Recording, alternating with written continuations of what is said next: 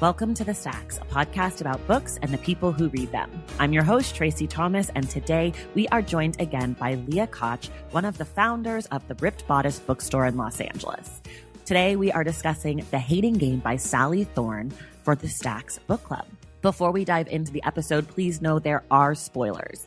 And now, a little housekeeping. All right, here it is, your weekly reminder. Everything we talk about on today's episode can be found in the show notes. There is a link there that will take you to all the books discussed today, as well as the social media accounts for the Stacks and our guests. Plus, if you shop through the links on Amazon, you're helping to keep the Stacks free. If you're looking for an amazing book recommendation, send us an email to askingthestacks@gmail.com. Myself and my guest will read it on air, discuss it, and then give you a personalized book recommendation or 5. So email askingthestacks@gmail.com with your name, what you're looking for, and maybe a few titles you've loved or hated. If you like the Stacks and want to support the work we're doing, here are a few easy ways you can help. First of all, join us over on Patreon. That's a website where you support the work we're doing and earn perks for yourself. We've got a virtual book club, we got inside access to the show, and we have an amazing community of other readers who love the podcast. So head over to patreon.com/thestacks to join in. The last thing you can do to help the show is definitely the easiest. Subscribe to the Stacks wherever you get your podcasts. Leave us a rating and a review, and tell your friends and family about the show. It goes a really long way to helping us reach new audiences. All right, now it's time for the Stacks Book Club conversation of The Hating Game by Sally Thorne with Leah Koch. All right, you guys, I am back again today with Leah Koch. She is one of the co-owners of The Ripped Bodice. It's the Stacks Book Club today, so we're discussing The Hating Game by Sally Thorne. What's crazy is this is the first time we've ever done a romance book on the podcast. So Leah, welcome back. Thank you. So exciting. You're our guide. We always start in the same place. Well, I guess we should talk. You know what? Let me back up for a second. First of all, we will spoil this book. If you have not read the book and you deeply care about what happens to these characters, please stop listening, finish reading, come back when you're ready. That's part 1. We'll be here. This is out in the world now. Part 2. The book is about, I should tell you what the book is about in case you're just listening because you're not going to read it or you've already read it or whatever. Refresher. The book is about, oh my God, what's her name? Lucy. The book is about Lucy Hutton. I remember her last name. Yeah. Horribly don't remember her first name. She works at a publishing company with her nemesis, Josh or Joshua. And they sit at the same desk or like across from each other. They are assistants to the co-CEOs of a publishing company. They hate each other. Surprise. They start to like each other. That's pretty much the plot. Yep. As far as you need to know. What did you think of the book, Leah? I mean, I kind of picked it, so I think that I liked it. I mean, it's one of my all-time faves. Okay. That means you shouldn't be afraid to, tell me what you didn't like about it. Oh, I will. It is one of my all-time favorites. And I think a great place for beginner romance readers to start. There's not, it's not like crazy high concept. There's, as you said, the plot's like very simple. They're not having sex on page 10. No. They don't have sex till like pretty close to the end. Very late. Yeah. Pretty I close. was waiting for sex. Pretty close to the end. So it's not like overly dirty. Not that we have a problem with that. So good place to start. I think that she captures what people like about rom-coms so well. And as an extension of that, the whole we talked about last week, enemies to lovers trope, right, which is super popular in romance. It's hard to do well because a lot of times I end up thinking, well, if they actually hate each other, like, why are they kissing right now? Like, right. I'm not generally a big fan of the we're fighting. Suddenly you've pushed me up against a wall and we're kissing. Because I'm like, okay, but how did you know that the other person wanted that to happen? And are like, you just said you hated each other. Right. So they definitely do fall out of the hate part before they start. Well, no. Sort of. It depends. It's because the elevator scene. Right. Oh, right. There is that part. There's a part where he picks her up. He does push her up against a wall and kiss her. Okay, I forgot about that part. I just reread and it then yesterday. gives her a ride to her date with like boring Borefest, bitter Danny. Borefest Danny. Poor Danny, what a boring guy. Poor Danny. But I actually think Danny is like a good character because he has some like traits that are ostensibly supposed to be charming, but like are actually not. Right. It's hard to write chemistry. Right. You know, chemistry is easier to see. Yeah. 100%. In a movie. And it can be hard. I frequently will write after I finish a book, like they didn't have any chemistry or they had great chemistry. Like it's a hard thing to write. It's hard. Yeah. And I definitely. think she does that pretty well. What did you think? Okay. So I was very nervous about reading it because I wanted to really like it. Yeah. And I actually liked it. I don't think I like really liked it, but I've also not read romance, so I have nothing to compare it to except for watching rom-coms, which I love, and then all the other reading that I do, which is pretty far away from this. Yeah. So that being said, I liked it. I thought it was super predictable, but I think that that's okay. Yeah. I think that's maybe like how it goes. Just like when you sit down to watch a rom-com, like when I started Crazy Rich Asians, I knew that Hottie and Hottie were going to be together at the end. Yeah. I didn't know it was going to happen on the airplane, but spoiler, but I knew, like I wasn't. I mean, the point of a romance novel is not, are they going to get together? As Right. we discussed last week, if you know it's a romance novel, you know they're going to get together Right. because that's the definition. But like, so in my mind, I thought Danny would have a bigger part. Like I thought Danny would be more, there would be a bigger fight, Yeah. you know? And I thought that, like, I knew that Josh was in love with her long before she did, which I was kind of like, come on. I was like, Lucy, girl, like, hello. He's staying in bed with you while you're vomiting. Like, your enemy doesn't do that. Like, your good friend probably doesn't even do that. Maybe your best friend, but like, your good platonic friend. Yeah. You know, so like, there was stuff like that I was like, this is like a little predictable for me.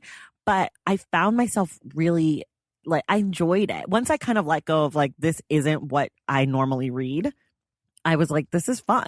Like, I'm having a good time. And I also felt like I understand why people read romance more, at least this kind of romance. Like this rom-com book, it was a fun thing to be reading instead of watching MSNBC impeachment news. Unbelievable. Right? Like, I was like, this is so not like, I wonder why. my husband was in one room and I could hear whatever sports and which I love, and MSNBC, which I also love. And I was in the bedroom, like wrapped up in my little blankie with my pillows, and I was just reading. Yeah. And it was like total escapism. And I got that part of it. And I think of the whole experience of reading my first romance novel, that was the most gratifying. Oh, that's good. I'm glad. Yeah. So like, that's just, so I mean, it means that the book worked. Yeah. I have a lot of questions / thoughts about the role of men in romance books directed towards women. Totally. Or heterosexual, I should say, heterosexual romances. Well, let's just like blanket statement say right now, this book is about a man and a woman. So we'll like generally talk about that while still understanding that there are plenty of people who do not fit into those descriptions and that queer romance is a thing and that we could have a whole separate conversation about that. But let's just blanket say that now. For this conversation. For the purposes of this discussion. Yeah. We're going to talk about one man and one woman. Right. Because like, I guess there is a fantasy in sexy relationships that someone does throw you up against a wall. And that's something like that's like a trope. We talked about tropes, like that's something that people might be turned on by. And today in 2019, I feel like I just, when that scene happened in the elevator, I was like, this is rapey, you know? And like, and that was like a moment where I was like, I want to be liking them kissing, but this feels super rapey to me. And I didn't like that. I think that's an incredibly valid thing to feel. I think in particular because they're in a professional setting. Right. And they joke about HR and I'm like, I worked in corporate America. I'm like, that's not funny. Right. So yes, I agree. I would say it's so fun. I almost like glossed over that scene and I literally reread the book yesterday. The interesting thing to me is that because we're in her head, we know that she doesn't feel that way. Right. So I do think that's like a good way to protect get around that. Yeah. And I've certainly read scenes like that in other books where I didn't know that because it was in third person or his perspective or whatever. So I do think because it's in her perspective and doesn't have a problem with it, or I mean she does, but like because she's like confused, not because she's like, right, you're violating me. Right. Yeah. And it's interesting because I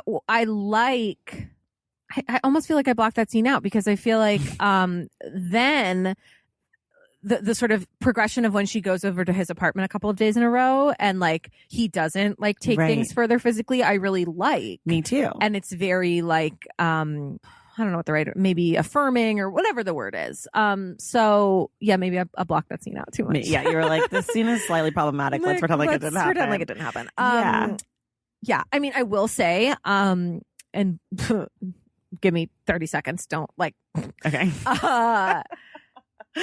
Romance has tons of problematic things in its past. Tons of them. We'll talk about racism later. But in terms of, especially in terms of things like rape, in the books of like the 70s, a lot of them start with rape. Because rape as in the book is acknowledging it as rape, or rape as in things that are unconsensual? Both. Okay. Both. It depends. Okay. But for the purposes of this, let's say rape acknowledged as rape. Because she's then been deflowered. And then she can then embark on a sexual relationship with someone else without waiting for marriage because she's been deflowered. Which is like, what a great fucking concept.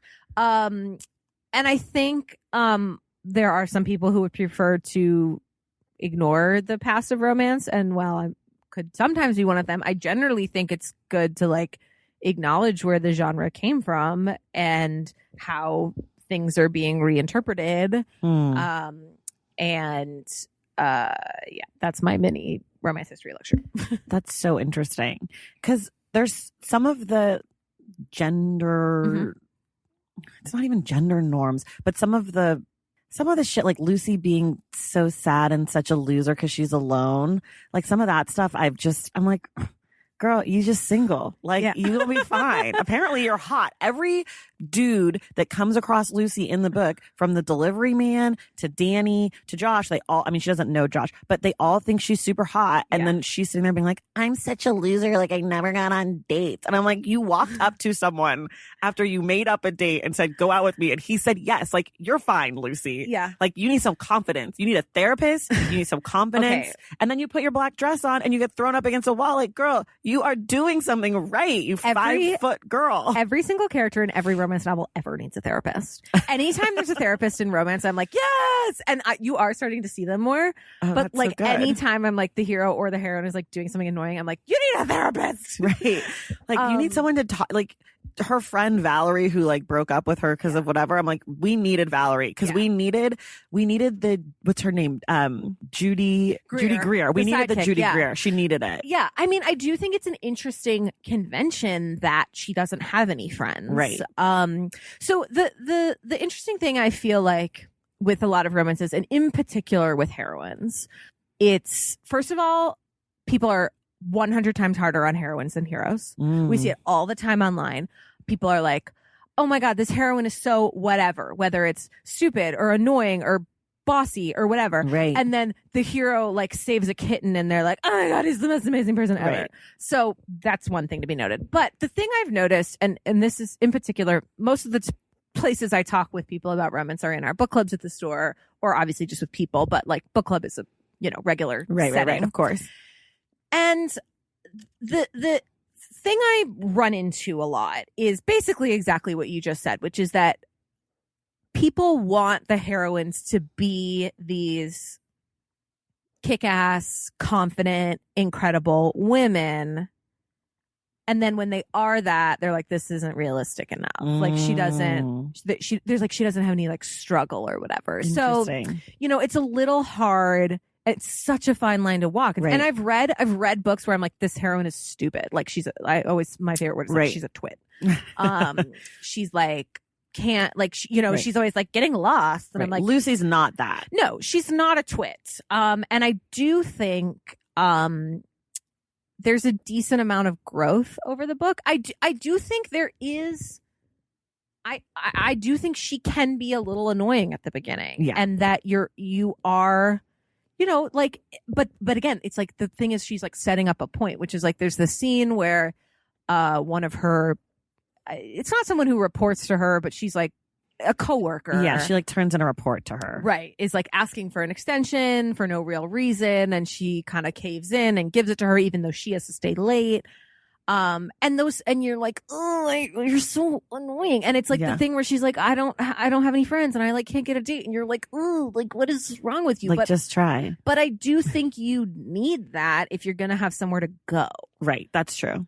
And there certainly are romances where the heroine is like that from the beginning. Mm-hmm. However, then I think it becomes more, you then need more external conflict. Like, this is mostly internal conflict. Yeah. Most of this book is her trying to decide if she's really going to like Josh. Right. And it's, it was interesting. I give my brother a romance like every, I don't know, year or so. I'm like, this is your yearly brotherly duty for the year. You can read one. And he'd read football one that I really liked. Ooh. Then we talked about it, and he said something I thought was really interesting. He's like, there are so few characters in this. He's like, it's really just about the two of them. And I was like, yeah, that's kind of what romance is about. Like, they have like, there's like, again, and in this book, there's like, her parents, his brother, the bosses, the occasional other person, the romantic foil, but it's just pretty much them. Pretty much about them. Yeah.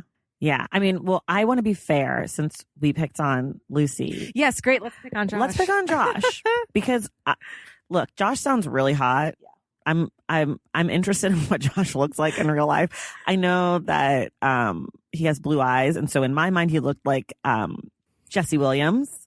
Oh, but he's white on the cover, so I'm like, who cares? But like, I don't fucking care. Like, Jesse Williams has blue eyes, therefore here we are. Choice. Are you aware that this is not only is being made into a movie, it's already been cast? I do. The girl who's playing Lucy is also named Lucy. I know. Lucy Hale. And I think she's a pretty good physical fit. I'm concerned that Robbie Amell, who's the guy, is a little bit too slick. I did not know who any of these people were. Well, you probably did not watch the CW in the 2010 to 2019 years, like I did. Correct. But so in my mind, I have like Jesse Williams going because like that's the hottest guy I know with blue eyes. Choice. So my husband has brown eyes because if he had brown eyes, then I would have said I imagine my husband. But because he had to have blue eyes, I had to imagine Jesse Williams. What? I think it's a pretty weird quirk of me. I think this is very unusual in romance that I never picture anybody. What? Everyone like always comes in and they're like talking about their dream casting or whatever. I'm like, I've never thought about it. I don't know. For some reason, I do not. I think it's because I'm not a visual reader. There's no picture in my head. Got it. See, I cast even for just any fiction book. Really? Yeah. And if I'm reading nonfiction, I'll look up the person. Like I like to know. I don't know. I just don't do that. That's so interesting. But I really like your choice of Jesse Williams. Yeah, I mean, like, he's beautiful. He is so beautiful. Really beautiful. So let's talk shit about Josh for a second. Great. So we talked about Josh being a little assaulty in that first moment. Yeah. And I also feel like Josh, like, there wasn't a lot going on with Josh that we're told about, except for that he works out a lot and is like got a great, and then he's kind of mean. And then I didn't get the appeal of Josh. Mm-hmm. And I love a contentious, flirty relationship like that. Before I was married, like that was my go-to back in my heyday when I was hitting on boys in New York City. Like that was my move. So I get that, but I didn't feel that from Josh. I was like, this is actually just an asshole. This would be a guy that I'd try to flirt with and be like, you're hot, but you're an idiot. Yeah. Like I hate you. I still think it's like pretty flirty. That might just be like a personal thing. Right. I think what's interesting with him is that all of the character stuff is really happening in like the last third. I think that's what it is. It's like I'd already formed too much of an opinion about these people. And then when she kind of like shifted who they really were, I was like, yeah, but like they didn't let that show early enough for me. So I think you just get so much more information when they go to the wedding. Right. And then the wedding. So Josh's brother, Patrick, is getting married, which everyone's a doctor in Josh's family but him, because Josh is a failure because he's not a doctor. Right. We know that he dropped out of med school. Yeah. And that his parents are doctors. And and he said he kind of says like his parents aren't wild about it, but you don't really know. Right. And then Lucy gets sick.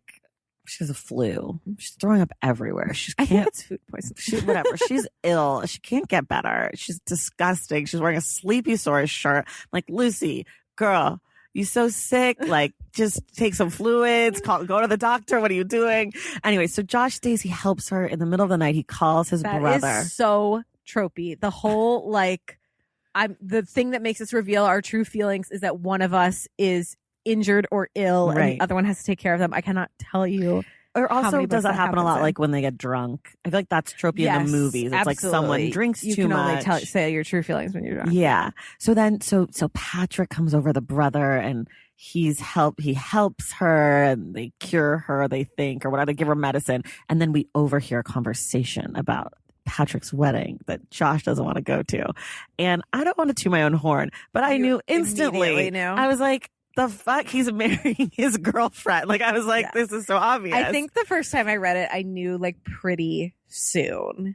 Because why else do you not want to go? And does your brother say you can bring a date? Like, whatever. So Lucy agrees, or Lucy, as a favor to Josh for helping her with her illness, her food poisoning, she says she'll go with him to the wedding, but it's out of town, so they have to have a weekend away. Oh, I have a question for you. Yes. Where do you think this book takes place? Well, I looked up where the author was from, and it said she was from Australia, so I just assumed it was parts of Australia I didn't know. Okay. Is that correct? Not no and yes. Okay. It's funny to me to ask people, because I think, here's my guess, and so Sally is Australian. It's an American publisher. My guess is she wrote it to be Melbourne or Sydney, and they were like, you have to make it either New York or just a generic because it felt, I was imagining probably New York-y or Chicago, because she didn't say New York. No detail. It's very generic, just like city, and then they like go to the like country. Yeah, there's a name for the country, but it was like, it was like West Bell Harbor or something. I don't remember. It was Nantucket. Yes, let's call it for you. So then they go to the wedding, and then they like. So she doesn't know. She doesn't understand what she's walking into. He's so uptight about this wedding, and she does ask. Yeah, she asks multiple times, which she withholds from her. Yeah, and then which I do not like, but I do not like that either. But I do feel like he does make his point why he did it, and I think he probably did the right thing. Though I would not have been happy. Yeah, it's like one of my biggest pet peeves in romance is when the plot hinges on someone's inability to open their mouth. Right. I don't like that. This is a pretty rare exception where I'm like, I could see it. Yeah, they make that work. It's like a kind, at least the way he sees it, it's like a pretty humiliating thing that he like doesn't want to tell her. I think it's a little weird that he doesn't think she's ever going to find out. I think so too. When she goes to this person's wedding, but I do get that. Keep going. Okay, so we get to the wedding. We find they still have not had sex, you guys. This is deep into the book. And like, look, because they haven't had sex because she was throwing up one time. Well, there was that, but because she says it's only going to happen one time. Yes, she has put this, it's only going to happen one time, because she's still under this idea that it's hate sex. Right. And that's not, that they don't like each other. Because Lucy is slightly in denial, but that's partially because she doesn't have a therapist or any friends to like talk it out. And we haven't mentioned yet, they are competing for the same job. Oh, which is important. It's very important to talk about another part of the book. Yeah. Yeah. So they're both assistants to the CEO, but there's two different CEOs because there's a merger at this publishing house. Right. And there's going to be a COO that basically they are the two most qualified people for. And so they're directly competing with each other. So she also like doesn't really want to have sex before. I don't know if it's like before that or like. She doesn't want to have sex. She doesn't want to be in a relationship with him because then one of them is going to leave. One of them either has to quit or will be the subordinate of the other. And then they can't be in a relationship. But at the time, that's not really a thing because they still hate each other. Right. Anyway, so they get to this wedding.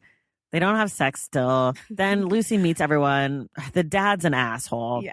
The dad is like basically Josh grown up. So just like more horrible, like set in his ways, cranky, crabby. He doesn't really like Josh. And that's what we think that's what we're supposed to think is the main problem with the wedding. Is that the dad is disappointed in Josh.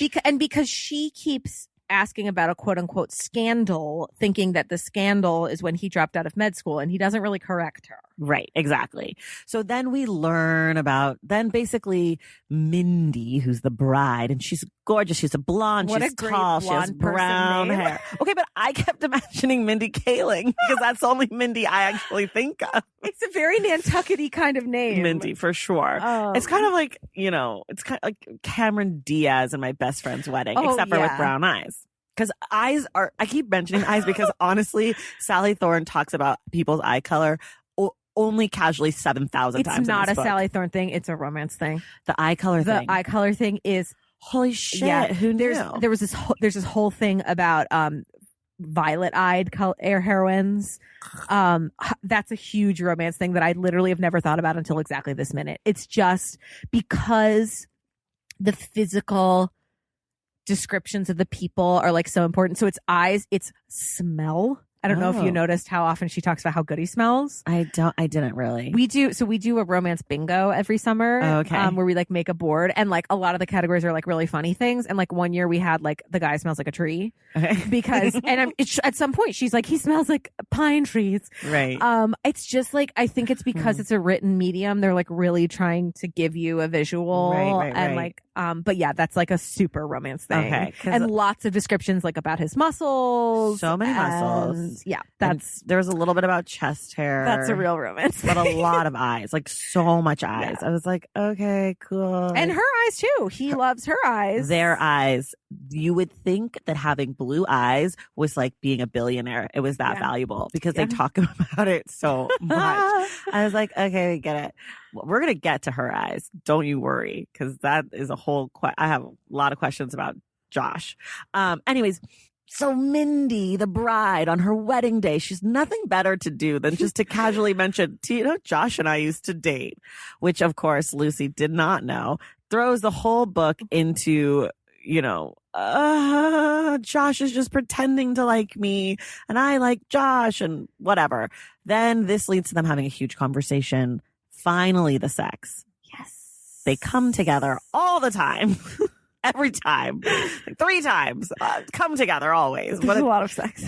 Josh basically tells her the reason he didn't tell her is because he didn't want her to think that was the only reason that she was there. Because we come to find out, as everyone has told Lucy, her boss, and Boring Danny, that Josh is in love with her.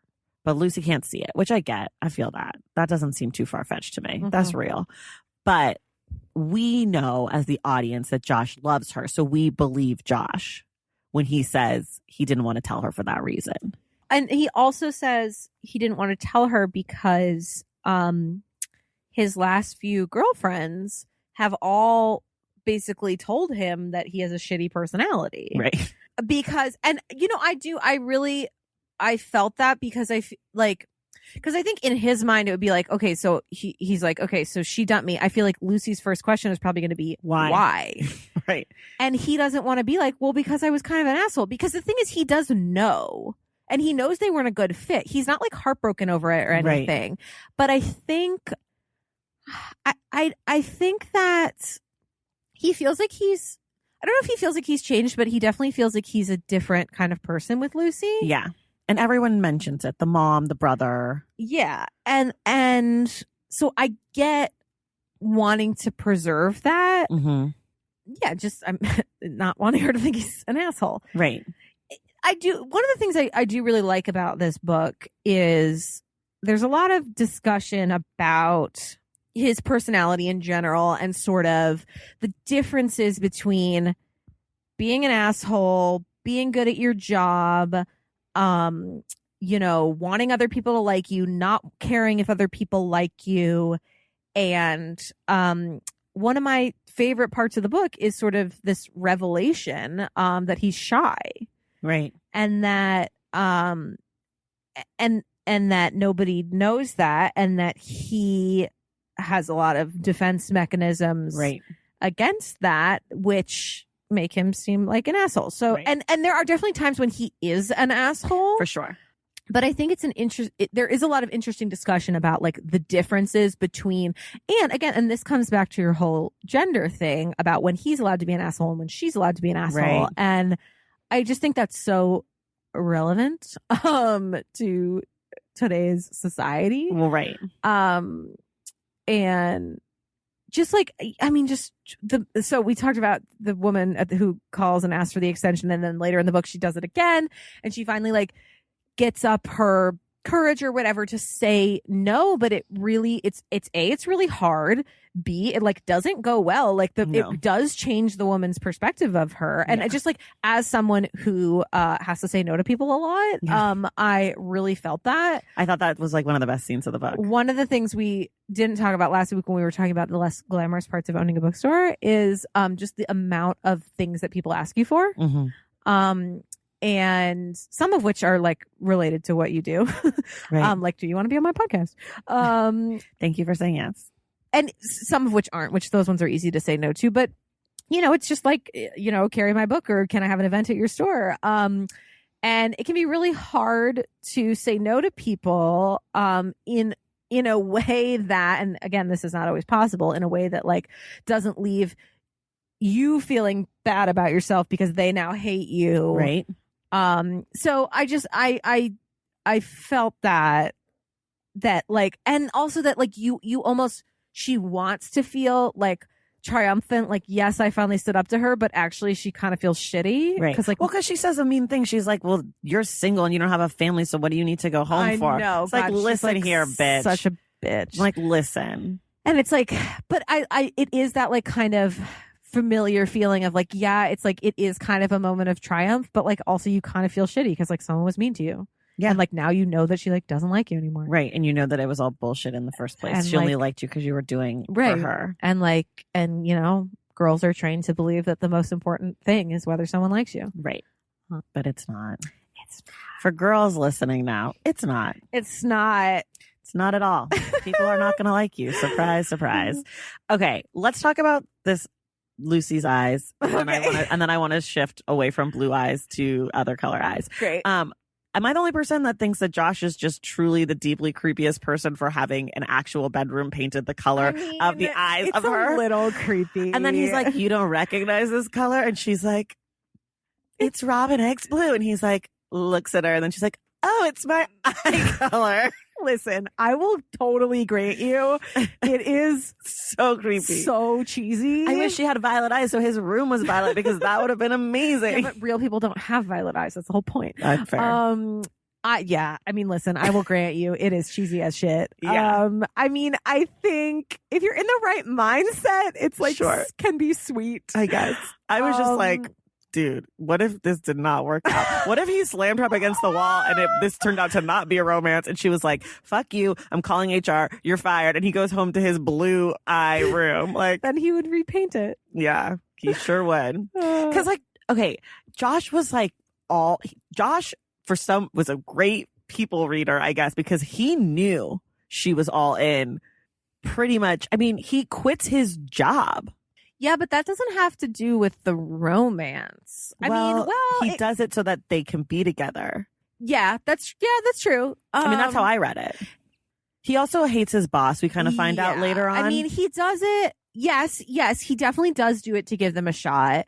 But he also, I mean, I think he also does it because it's like her dream job. Right. And it's about her. Like he does it for her. Yeah. And at the point when he does it, they're not together, and she's saying we're only going to have sex. It's a grand gesture. It is a grand gesture, and he doesn't know. I think that if I was watching this book, I would be less nitpicky. But what you're saying, like what you had said about we spend more time with books, you were saying this about crying last week. We spend more time with books, and so sometimes it's harder to get that full like emotional feeling. Totally. I think that's the thing, especially knowing that I was reading this for a conversation about it. So I'm like looking at every little thing and thinking about what everything means. Yeah.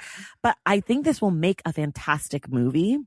Like, I think I'll be totally entertained. I'm excited. Yeah. I can't wait to see it. Like, so I don't necessarily think a lot of the things that irked me right actually did. Like, and also I think like the paintball scene is like, that's hard to write. And you're like, So what's hard. going on? Like, I was like, pick a different activity, I know. Sally. I was like, I don't care like who's shooting who, but I do think that'll be pretty funny on screen. Yeah, I think some of this will be so good on screen. Okay, we're shifting. I've been teasing this since last week.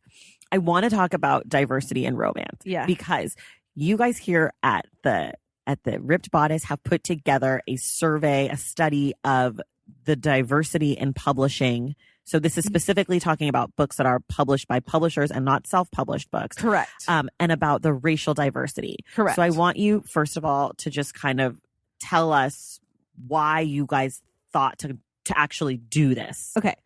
Oh, sorry. And the reason that I'm talking about this, sorry, one last thing. The reason that I'm bringing this up is because this book that we've read this week by Sally Thorne, a white woman, stars 2 white people and an office of people who are potentially could be of color, but it's not mentioned. We don't know. There's never a character of color mentioned. There's never a character of color mentioned. We hear a lot about blue eyes. We hear a lot about blonde hair. Yeah. We hear a lot about white features and traits. Absolutely. So I'm curious. I would say, what's an interesting conversation in romance right now, and we're going to get back to the report in a second, but I just want to mention this really quickly. I have no desire to see her change that.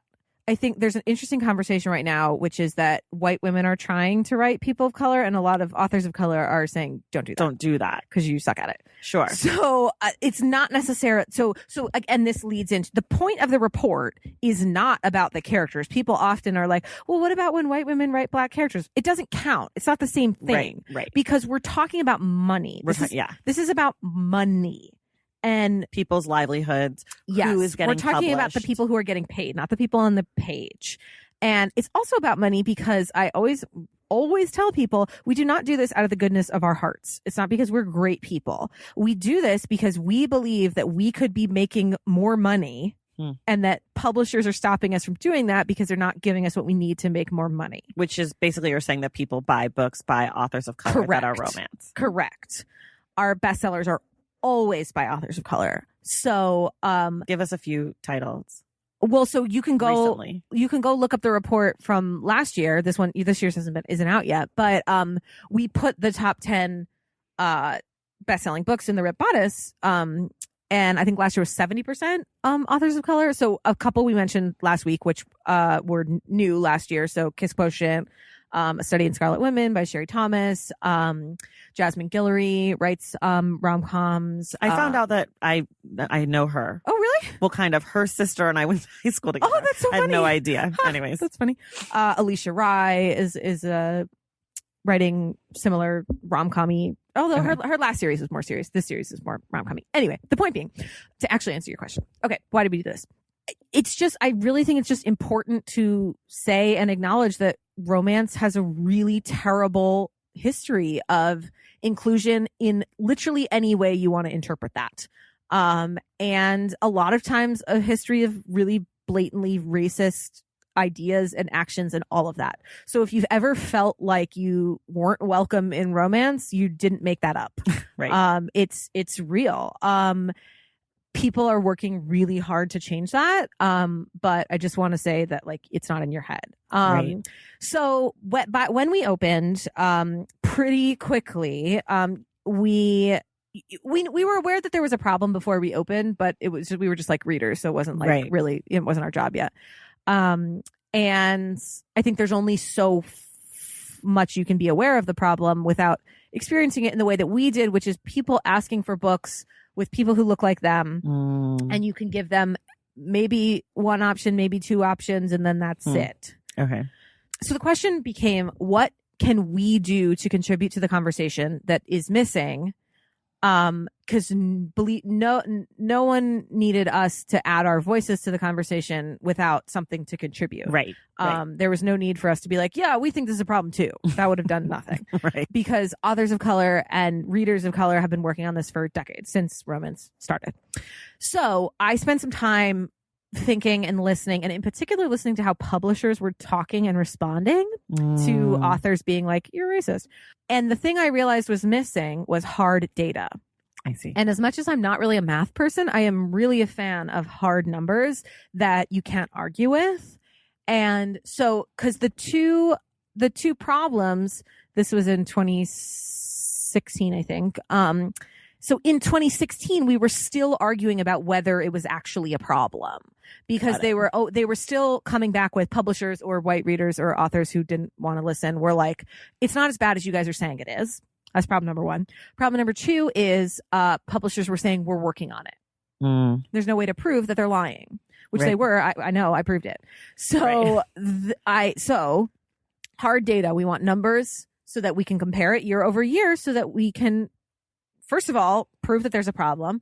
And if you say you're working on it, okay, your number better be going up. By 2019, we better see a difference. Exactly. So now if your number it has gone down or hasn't changed and you're like, you're working on it, guess what? You're lying. You're not working on it. I enjoy using the word lying. Yeah.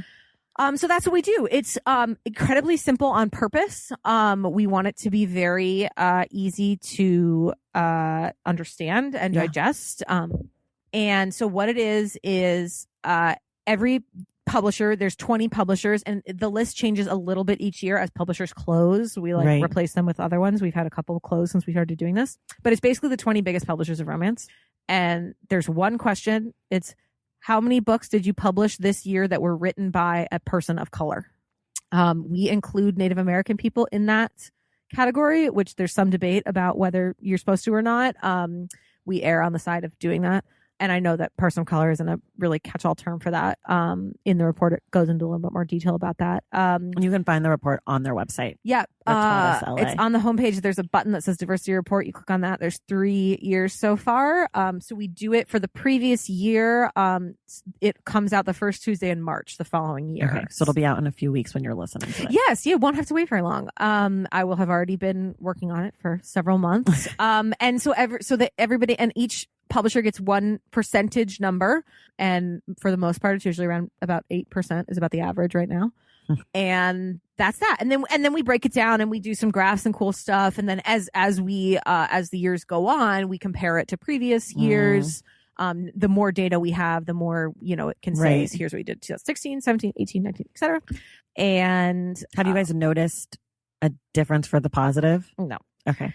Overall, there has been basically zero net change in the 3 years that we've been doing this. Have you noticed a difference in the way that the publishers respond to you? Not really. No. Silence is pretty much silence. Okay.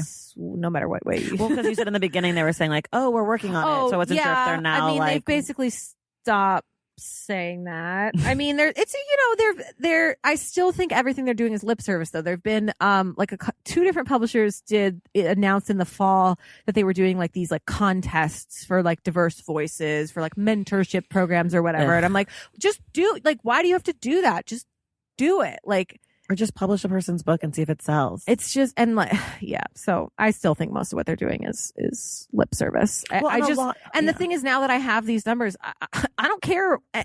All I care about is the number. You want to convince me you're doing it, the number goes up. That's it. Right. I don't care about what you're saying.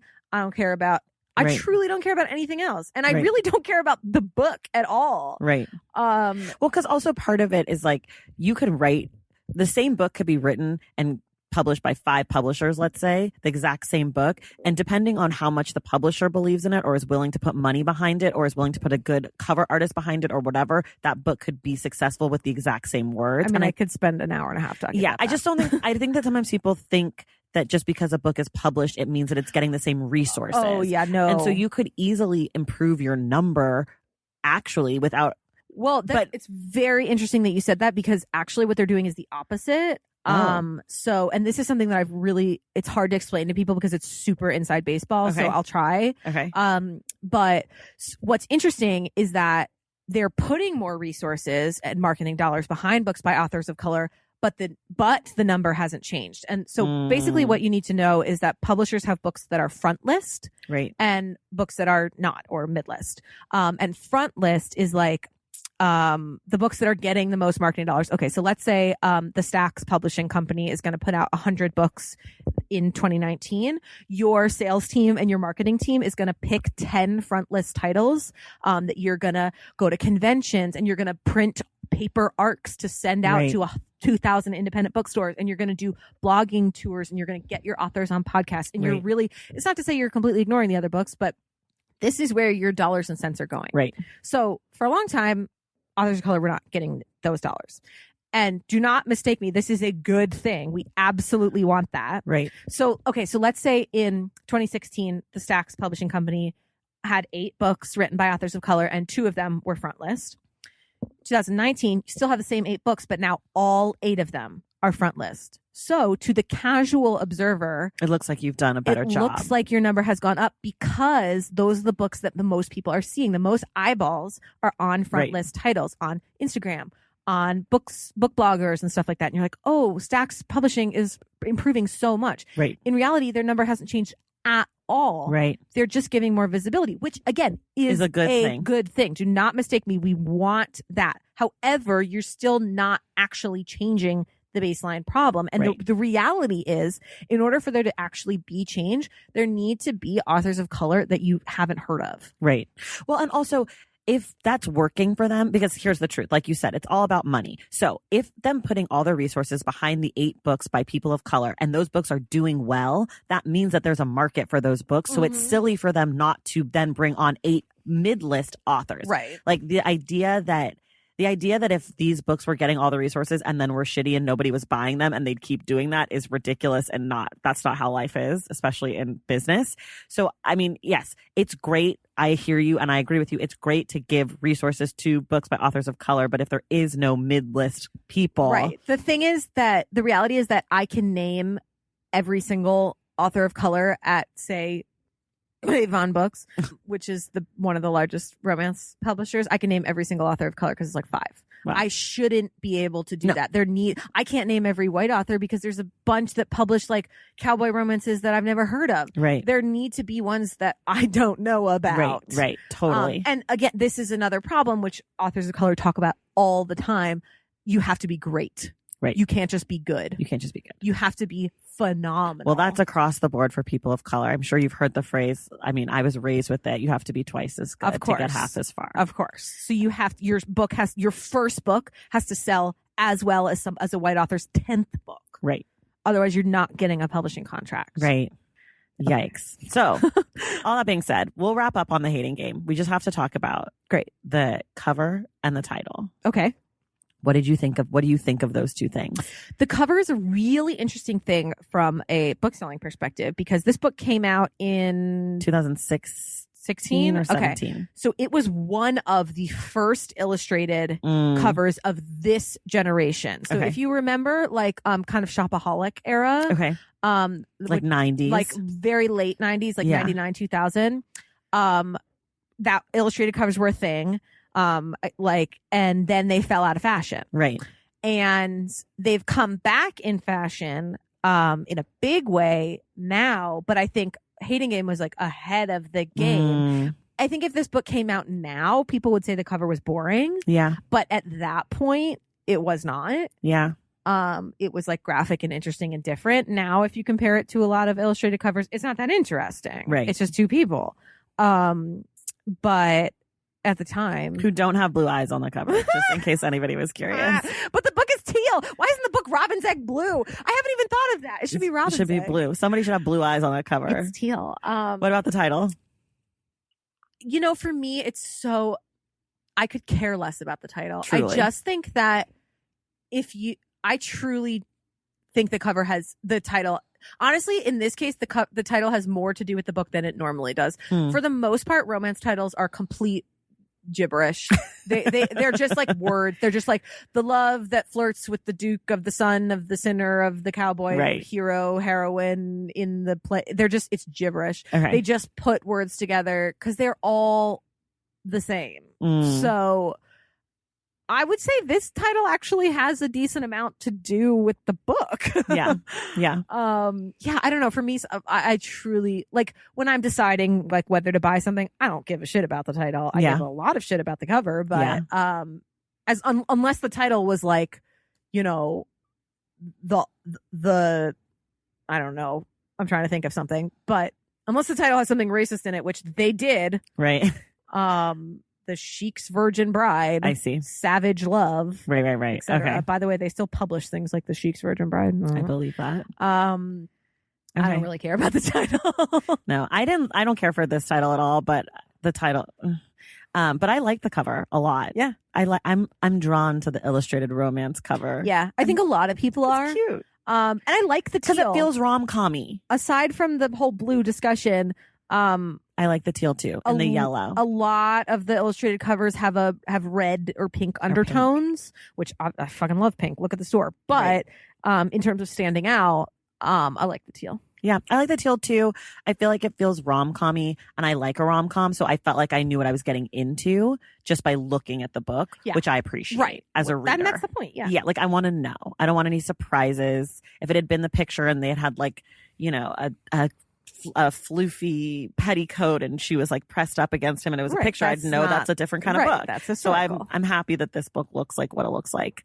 I think we're out of time, but this was amazing. Thank you for popping my romance cherry. You're welcome. Though I just actually remembered that I have read 50 Shades of Grey. Doesn't count. Doesn't? Well, not the first one.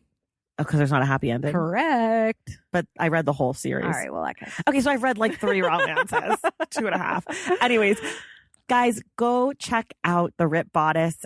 If you're in LA, come visit the store. If you're not, check it out online, therippedbodicela.com. Yeah, and all of our social media handles are The Ripped Bodice. And that'll all be linked in the show notes. So I challenge you all to order your next book from The Ripped Bodice. Yeah, and if you could, there's this place like to leave notes. Tell me that you heard me on the stacks. I don't know, throw in a pin or something fun. Oh yeah.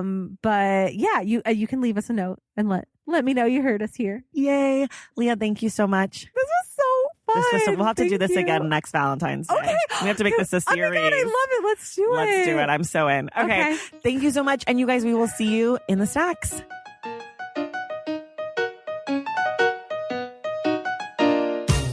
That does it for us today. Thank you all so much for listening, and thank you to Leah Koch for being our guest. You can find everything we discussed on today's episode in the link in the show notes. Make sure to get your book recommendation read on air by sending us an email at askingthestacks@gmail.com.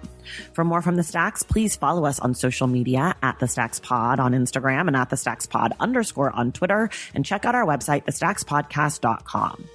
To join the Stacks Pack and get inside access to this show, head to patreon.com/thestacks. Make sure you are subscribed to this show wherever you get your podcasts. And if you're listening through Apple Podcasts, please take a moment to rate and review the show.